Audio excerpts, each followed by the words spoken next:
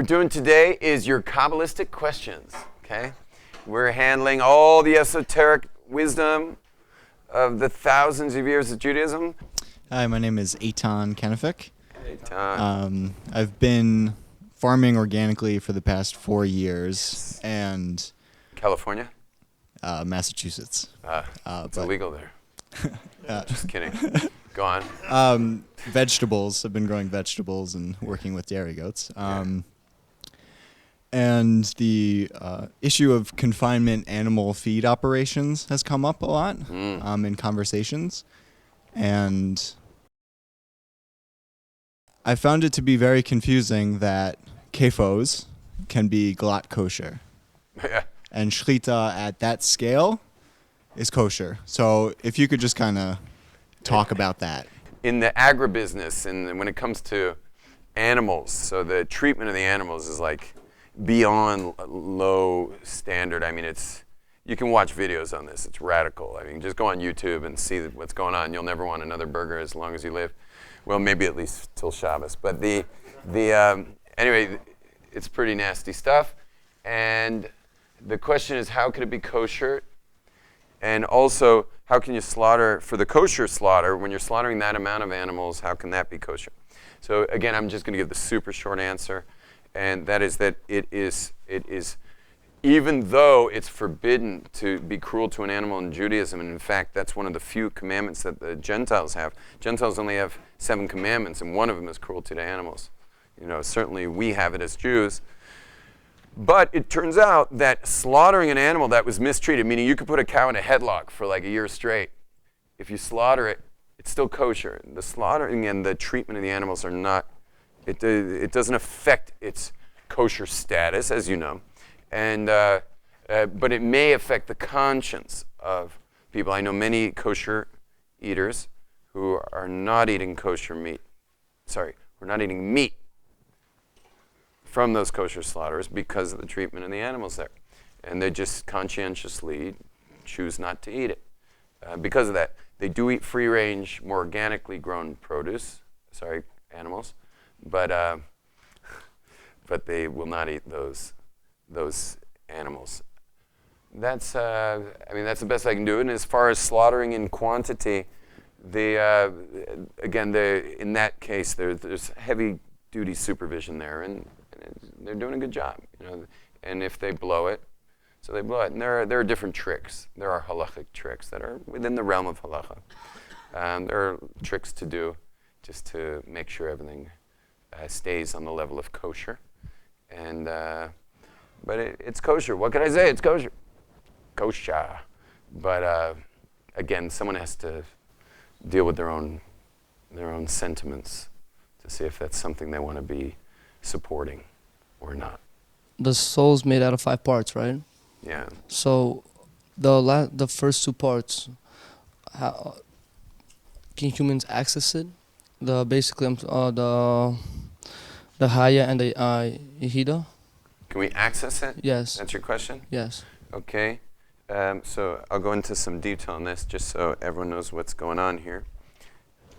So there are 5 aspects to the soul, 5 levels to the soul. The highest aspect is called the Yechida. The next is called the Chaya. The next is called the Neshama. The next is called the Ruach. And the last is called the Nephesh. Okay? These upper 2 are not accessible.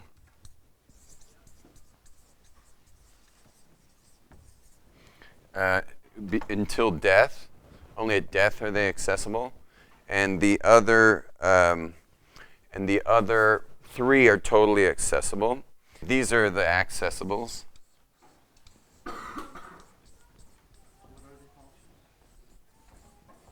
So the highest level one is called the Yechida. That's where all of us unite spiritually. It's like aspen trees in Colorado. You guys ever seen aspen trees, these beautiful trees in Aspen? Yeah. So The aspen trees, you could ski for like 20 minutes through a forest of aspen trees. They actually are all one organism. They come from one root. There's only one aspen tree. It just pops up out of all those different spots. And they're big, gorgeous trees, but they actually only have one root. That's the yechida. That's where all souls unite. And that's why the word like echad, yechid, okay, one. And we can't really get that aware. It's hard for us to be in touch with that in this world. Because I see you sitting there and I'm standing here, and it's not yechida, it's you there and I'm here. The next level is called the chaya, and the chaya is your highest self. It's the part of you that is like your highest level potential in every situation. It's your highest aspiration. You're kind of judged by it. When you pass away, that's what's judging you. More than God, you're being judged by what you could have been and could have done in any situation. Like what would have been the highest level way of approaching something. What I meant by inaccessible is that you can't necessarily hear its voice so well. You can't necessarily hear it, meaning you don't hear it. The neshama you hear. Okay? So the neshama, ruach, and nephesh the neshama is your connection to spirituality. It's your desire for spirituality, your desire for wisdom, your desire for anything higher, like higher level stuff. The ruach it means wind or spirit. It's the part of you that gets enthusiastic, gets inspired. And you'll see that the nephesh is where it interfaces with your body. The nephesh is the interface between the soul and the body. And you'll see, you'll get like totally inspired and excited about something that's purely physical. Could be really excited about a beer, or really excited about a sport, or really excited about a financial deal. There could be all kinds of things that excite you and get you all inspired. So that which is getting inspired is your ruach. Now your ruach can either go towards the physical or it can go towards the spiritual. And if you ignore the physical too much, so the spiritual will chime in and say, what are you doing? Make you feel all guilty about it or something. So that's the neshama is your spiritual drive, and the nephesh goes towards more physical drive. But the one thing I want you guys to get, which is important, is that each of these have whole realms, meaning the yechid is really one realm, but the chaya has its realms, and the neshama has its realms. It's got whole realms. Neshama, for example, your highest use of the neshama would be prophecy. Like if you were totally using like the top level of your neshama, you'd be totally outside space and time, and you'd be a prophet. There are lower level uses of neshama where you'd be like, I don't know, we'll put it here, like this would be prophecy. That would be like, down here would be like totally no neshama, it'd be like Hitler or something, like the opposite of neshama. And this would be the highest level, would be like prophecy. Over here would be like divine inspiration, which in Hebrew is called Ruach HaKodesh, divine inspiration. Here is the level of, this is called enlightenment. Enlightenment. This is where like Buddhists are trying to reach, enlightenment. It's funny, it's only halfway up in Judaism. But this is like, the word Buddha means enlightened. Okay? It's where you are so into your neshama that you've lost all selfish attachments. There's no, I am the river. Okay? You are me, I am you. Okay? And I've just lost a sense of self or selfishness. And I get like I can be that giver. Being that you place prophecy at the top of the line can be, and knowing that prophecy is no longer accessible, can you still attain that level of access to the neshama, even though it wouldn't result in prophecy? No, you can't. It's not accessible right now. To get to prophecy is not accessible. And even divine inspiration's barely accessible right now. Like, probably the last people who lived with someone who like actually walked around with divine inspiration all the time was probably Rashi. I don't know. He lived 1,000 years ago. And prophets, we haven't had a prophet in 2,500 years. Biggest Hasidic greats, like the Rabbi Elimelech from Luzhinsk in the Ukraine, the Ukraine was like the most spiritual place of Europe. And he left town and dressed like a beggar for 2 years, living hundreds of miles from his house, just to work on himself, to be a beggar. One of the top rebbes of like Jewish history, lived as a completely anonymous beggar. And when he came back to his hometown after 2 years, he overheard some women saying, did you hear that the boy, one of the children of the town, did you hear that Elazar is sick? And the other woman said, really?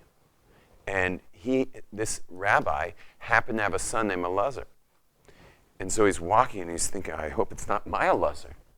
At which point he stopped and said, after 2 years of self-imposed exile, I still care more about whether it's my Elazar than someone else's Elazar. And he turned around and went right back out for another year of self-imposed exile to work only on loving every kid as if it were his own. These are rabbis who would be considered like really high-level people, but you see, they're not even there. And he was striving to get to enlightenment to where he could just totally not have a selfish part of his being. You get that? So it's unique. I have a follow-up question to sort of this hierarchy Yeah. of the soul. What is the Kabbalistic view of the afterlife after you die? I'm not that familiar with it, but like resurrection maybe, or reincarnation, and those two rivers where you know your soul kind of gets ashamed because you know your chaya is much better than. So I think they say you come to the afterlife and there's two rivers. One shows your perfect life, how you could have lived, and one shows how you did live. Yeah. And your soul is embarrassed. Is that what rabbis call Gehenna, or is that something else? That is what is called Gehenna. So we can talk about that in a minute. I just wanted to finish this, is just to go down to the bottom. What is the bottom of the barrel? What is the bottom of the barrel of a neshama that's being ignored? Because you can totally ignore it. I mean, you know, think about the Gold's Gym guy. You know, he's like totally ignoring it. He's spending hours in the gym a day, and then he jumps into his Audi and like. You know, and he jumps into his Audi, and he's just living that world. You know, that's his world. You know, he spends his Sundays like. And so, you know, that's his life. So when you ignore the neshama, and the only gut's inspired by the Nephesh, yeah? So what happens to the neshama? Does it disappear totally? And the answer is no. The lowest level of the neshama is called conscience.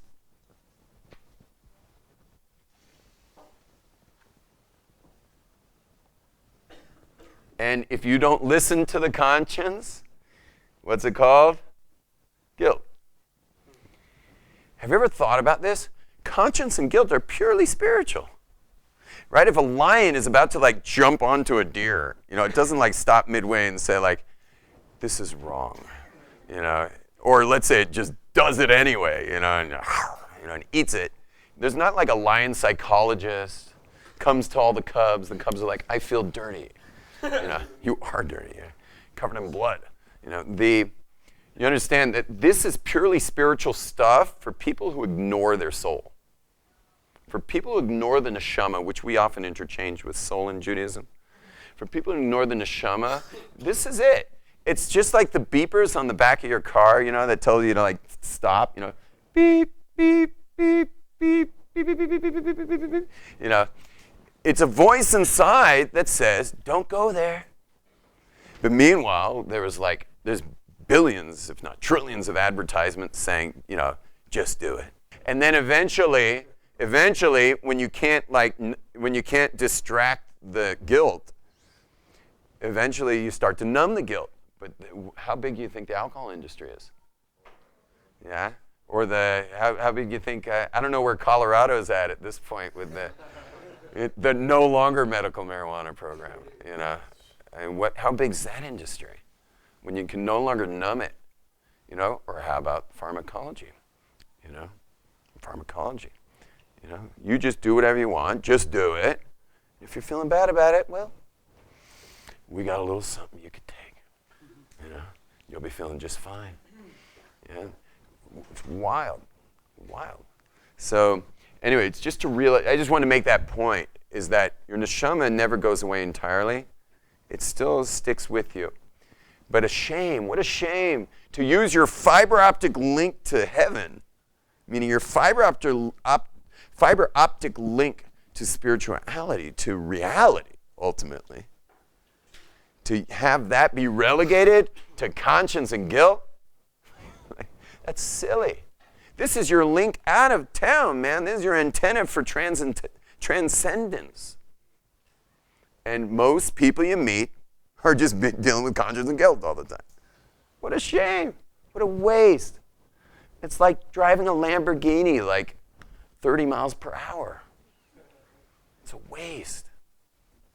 And the neshama is just waiting. You can use your neshama. You guys have no idea where your neshama will take you if you just pay attention to it. Like you were saying, if you just listen to it and honor it, it'll take you way beyond this real quick. And it will show you things like you just can't believe. And not to mention, most importantly, is joy. Neshama brings joy. Prove it to you right now. You guys know when you get those little micro tests throughout the day, you know, do you throw away the cup or do you leave it out? Do you go to the class? Do you hang out in the square? You know, those little micro things. Should I call the person I'm supposed to call or should I just blow it off? You know those little micro tests you get throughout the day? You know when you pass it, you know, you pass one of those tests, how do you feel? Great. You feel great. You feel great. Whenever you win a test and you do the right thing, you always feel great. Now, for many of us, we have to sabotage that great feeling. Why? Because human beings don't know how to deal with feelings of holiness and goodness. So yeah, you feel great, but you got to sabotage it right after. You'll see even after this class, you might even have feelings towards like, hey, let's go to town. Why? Because you don't recognize yourselves as holy. What do I mean by that? You probably think you don't recognize yourself as holy. Not what I meant. What I mean is, when you look yourself in the mirror and you see yourself there, you're just like, I don't recognize you. I need the familiar. Human beings are addicted to familiar. We're addicted to familiar, so what happens is you're getting like pumped up with holiness. Look where we are right now. And we're getting Torah like every day, these like big downloads of Torah. And so it's automatically having its effect. But the problem is you look in the mirror like, who is that? It's unfamiliar to me. I need to have more garbage. I need garbage in my system. Give me garbage so I can feel something familiar to me. So it's a little weird, the whole thing. It's a little weird, but the point that I wanted to bring down just now, or bring up, is that when you listen to the neshama, you have joy. Remember, you have 5 levels. Yechida, Chaya, Neshama, Nephesh, Ruach, Nephesh.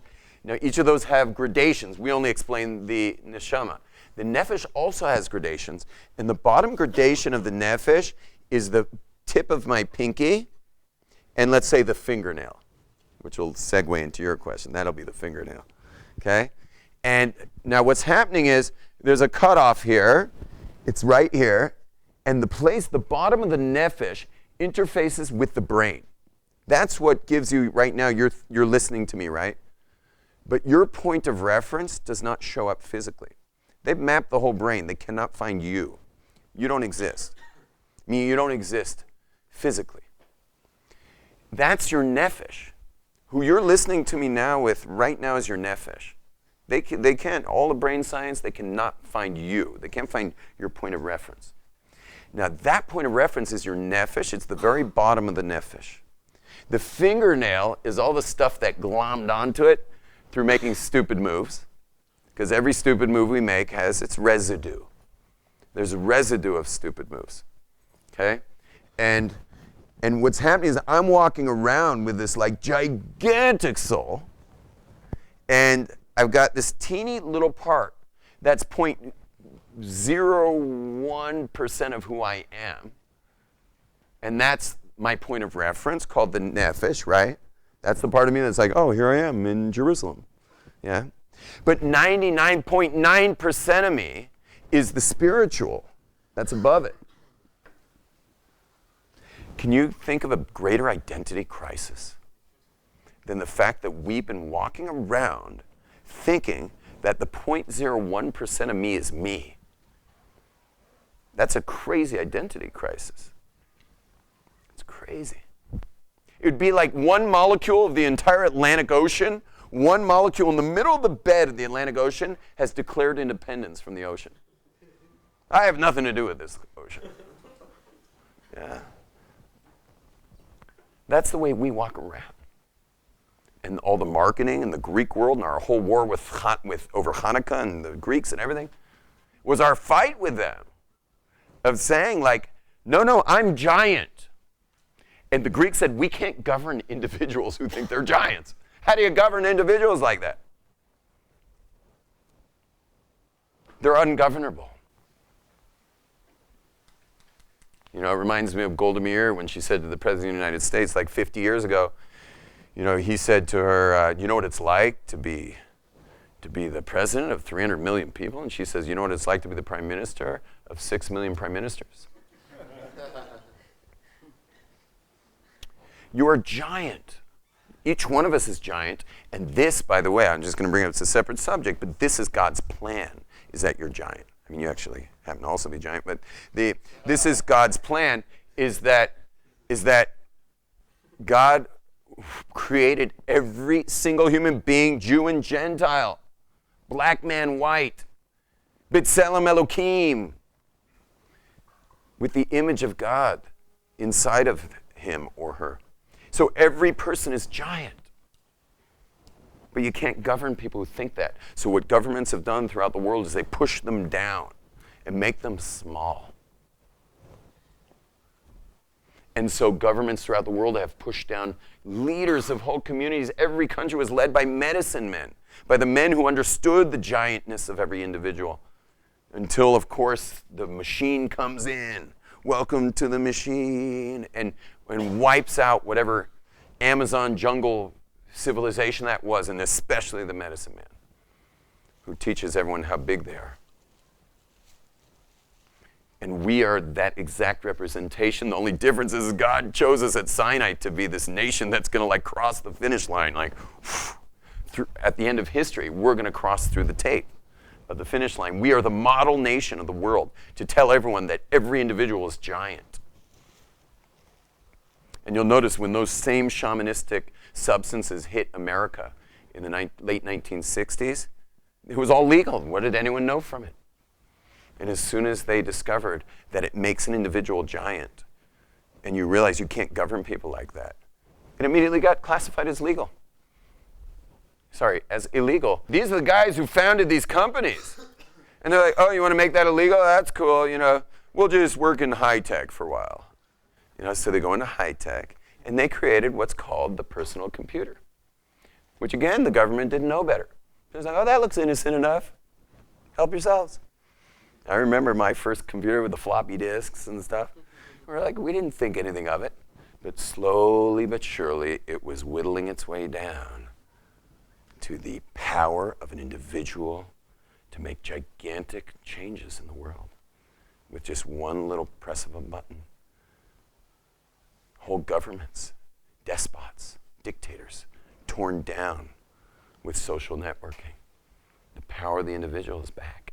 And it was the same people they put down in the 60s created it. It's all part of the process that I've been teaching you guys for a couple weeks now of God shamanizing creation. There's a big part of it, and the biggest part has to do with digital, but we're not going to go there right now. Now, as far as the afterlife is concerned, let's look at it like this. This circle represents, let's say this circle is the soul, yeah?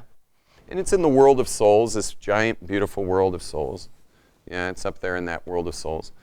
And the world of souls is obviously outside space and time. The soul is existing in a timeless form. And that soul has been chosen. Let's give it a little face here. Okay? That soul has been chosen to come down to earth. Now, the soul has no interest in that because the soul is always looking, in this direction over here. I don't know how to make eyes look, but let's just say it's looking over here. Yeah, at this incredible light source, like a moth to a light bulb, literally just like all the time, just like blown away by this incredible light. But it's not just light. There's a lot more there. It's all information, really. It's just worlds of information in the most. I can't even describe what we're talking about here, but just imagine this room you're in. Like you're in this room and you can experience whatever's in this room right now, right? But this room's made of a lot more than what meets the eye. If you know any physics and quantum physics, this room's made of a lot. It's also got a lot of people in it. And each person in this room's a world in himself or herself with their whole history and their whole makeup and everything like that. Imagine, and this is what the near-death experience people call it, the people who die and get brought back to life, they call them thought balls. Imagine if you got a thought ball just for this room, nothing beyond the room, but just this room, including everyone in it, and you got a thought ball of everything it contains. And just like you just got a thought ball, just came in, it was just like, boom. And in no time, because there's no time there, you just got the full picture of this room. Everything, on the quantum level, all the way to this speed of vibration that we're in, including everyone's lives that are in this room, everything going on with them, and you just be like that, okay? That's what's there. No one wants to leave there. No one's interested in coming down here. Who's there? However, God's very persuasive. And he tells you it's better for you because you think you're getting thought balls. You have not seen the thought balls that are going to come when you get back here. Why? Because I've got a place for you that's that's way closer to me. But the only way to get closer to me is by inhabiting a body. You got to first be in a body, like, Pac-Man, where you collect all those dots. You got to first collect all those dots. Okay, you got to run away from the lunch bags, and because you're getting chased around by the dark side. But you got to collect the dots. Now, of course, you still disagree, and you're like, no, because it's too big a liability. I mean, you just cut someone off in traffic, he misses a light and winds up losing his job. And you didn't even notice. I mean, you used your blinkers. He was in your blind spot. And you didn't hit him, but he missed the light. And he lost his job. And that's with being a good person. That's without making stupid moves. So you're like, I'm not going down there because it's just too much liability. At which point God's like, you don't understand. It is the perfect family. It's the perfect sibling order. You've been traveling with the same family for like 3 millennia. And it's finally, everything's like back in place. It's going to be the exact birth order that you need to be. Your sibling was your mom in your last life. And you're going to totally work it out together. And you got to go down. Anyway, so very reluctantly, you're just like, fine, I'll go. Everyone has to agree. So you go. I could tell you an amazing story. It's not for here. It's a long story, but I can tell you an amazing story of one of the souls of a great person who refused to go. And what happened to him is an amazing odyssey of a Hasidic story. Anyway, so the answer is you're going. So you come down and you pop out, boop, and there you are, and it's like, wah, wah, wah. And then you cruise around this earth for this, through this corridor. Now, smart people remember it's a corridor. And you're in Pac-Man, and your job is to collect as many dots as possible. What are those? Mitzvahs. Okay, just do nice things for people. Thank parking attendants. If you're a man, try to wear black leather boxes. Okay, and etc. But just like grab the mitzvahs as much as you can. Eat the black leather little box. Eat the little dots as you go. Eat the black leather boxes, and just eat them. And be careful of the dark side. That's the little lunch bags chasing after you, and basically that's your job. Okay, And what do I want to say about it? Oh, is that there are people who don't realize they have a soul at all, and they try to set up camp here in the corridor. If I can give you an analogy of that, that'd be like, imagine like a lady shows up in Chicago, and she gets out of the plane, and she goes to she's walking through the jetway towards the terminal, and she sees a little alcove. She puts out a bedroll and just like lays down there and sets up camp. So eventually they bring airport security, and they're like, excuse me, lady, what are you doing here? She's like, well, I've come to Chicago for 3 days. And they're like, we'll keep going, and she's like, no, this is Chicago, right? And he's like, it is Chicago. And she's like, okay, this will be my spot. 3 days in Chicago. And he's like, lady, you can't sleep here in the jetway. And she's like, show me somewhere in the bylaws of this airport you cannot sleep in a jetway. This is where I'm sleeping. That's the way certain people are. There are so many people in this world who have tried to make this their home.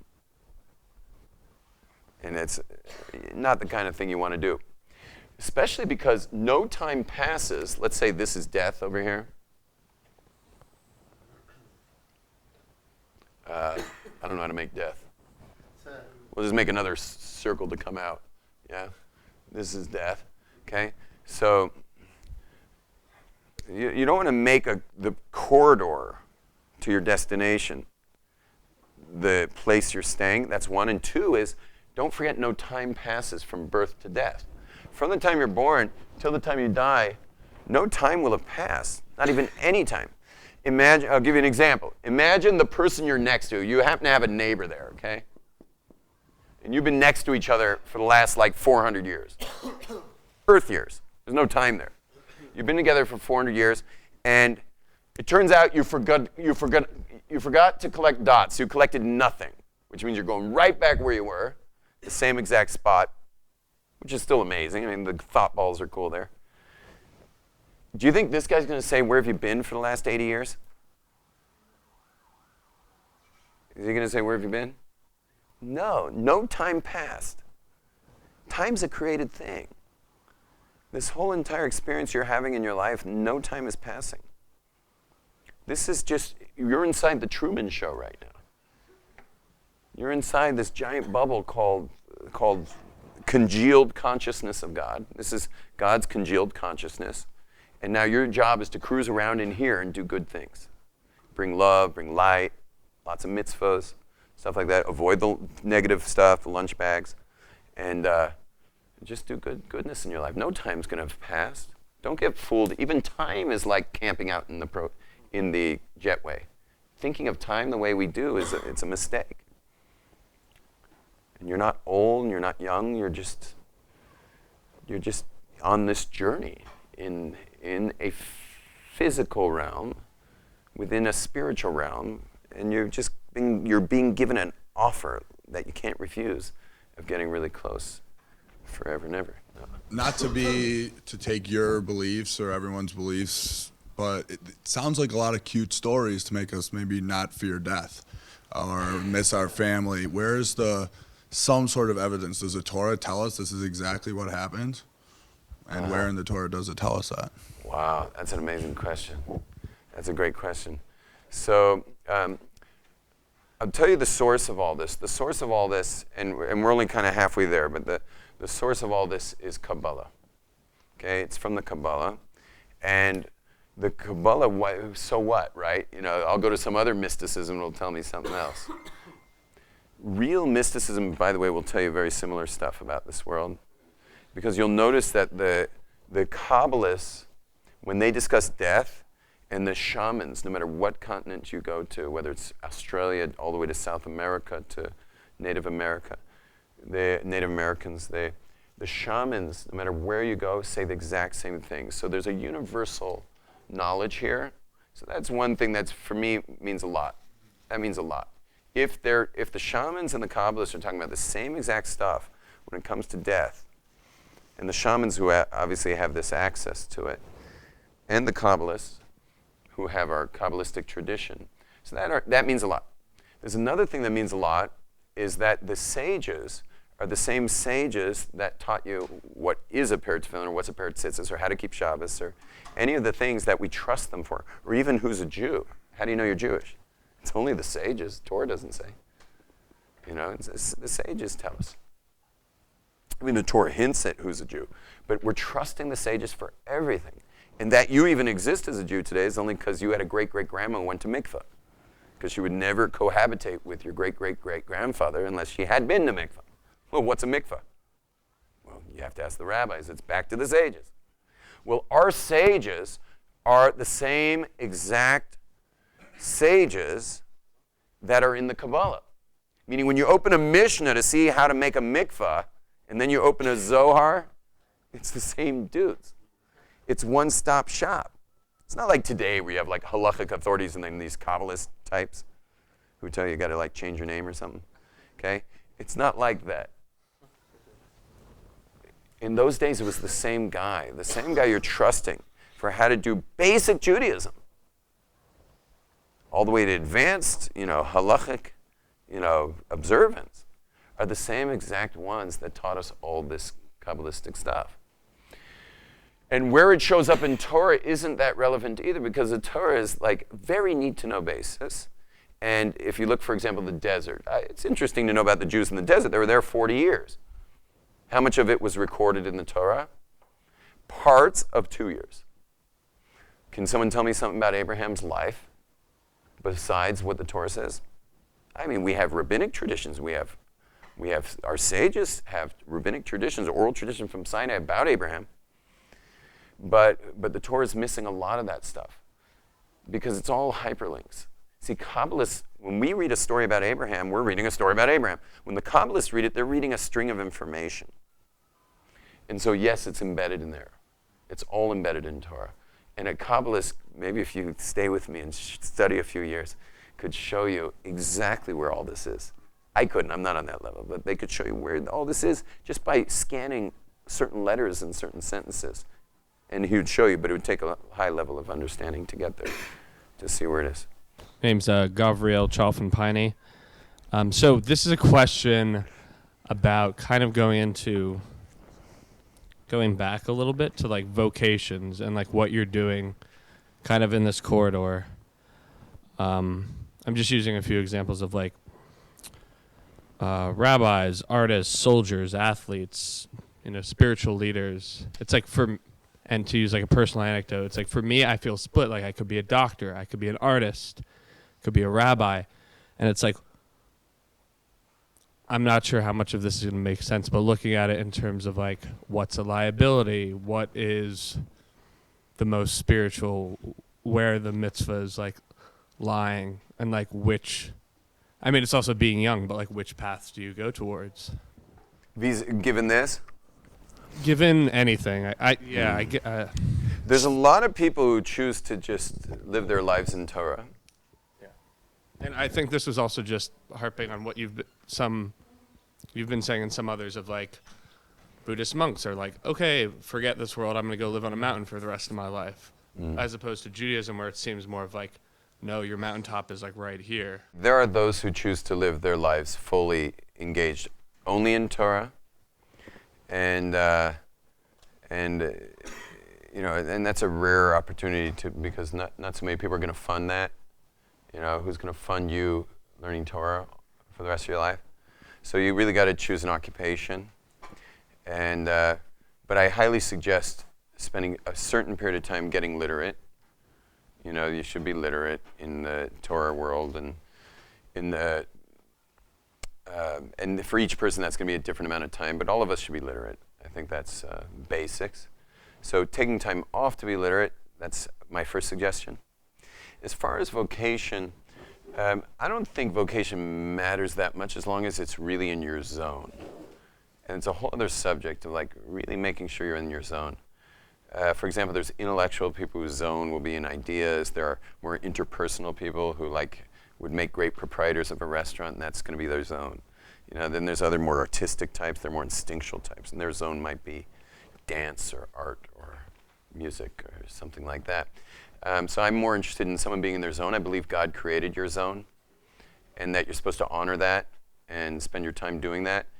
But when it comes to dealing with the corridor aspect, is to use the zone that you want to work in as a vocation, is to use that zone for Hashem.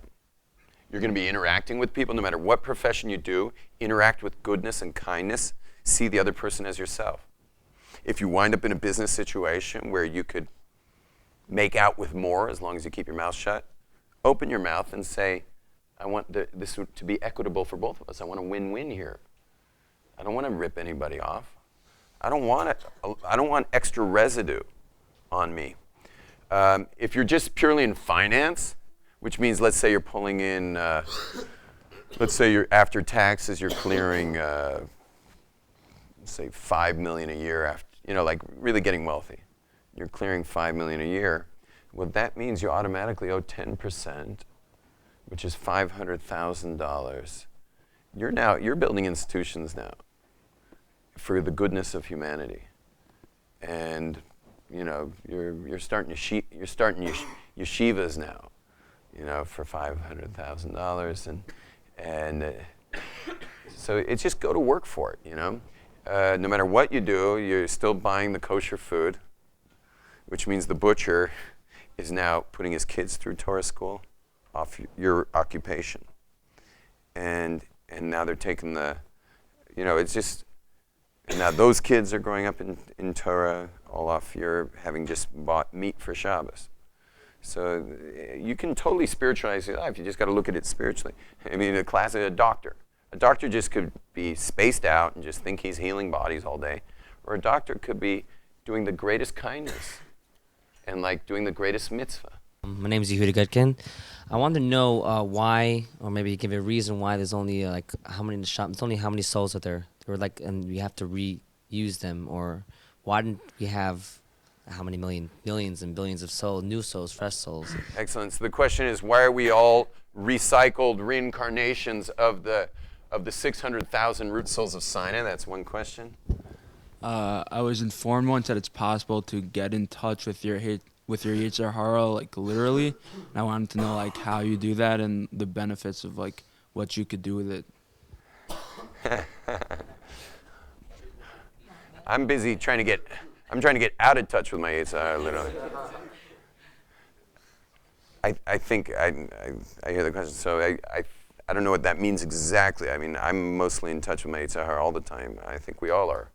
The Yetzer Hara means the evil inclination, meaning the party that doesn't want to put the cup in the garbage, the party that doesn't want to treat someone well, the part of you that wants to, do the wrong things.